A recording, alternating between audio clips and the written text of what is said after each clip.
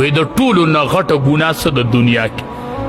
نبی علیہ السلام ورته وی د الله سره شریک جوړول، د دې نه بله غټه ګناه نشته.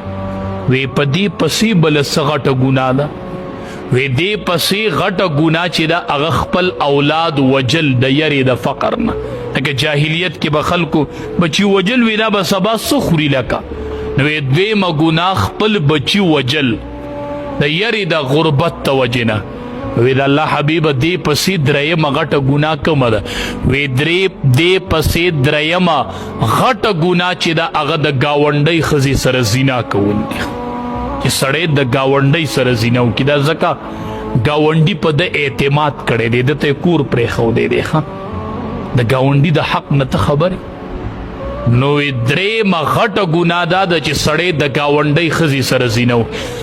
ګاونډي په ده اعتماد کړی دی چې دی به زما د کور حفاظت کوي، نن ګاونډي دا حال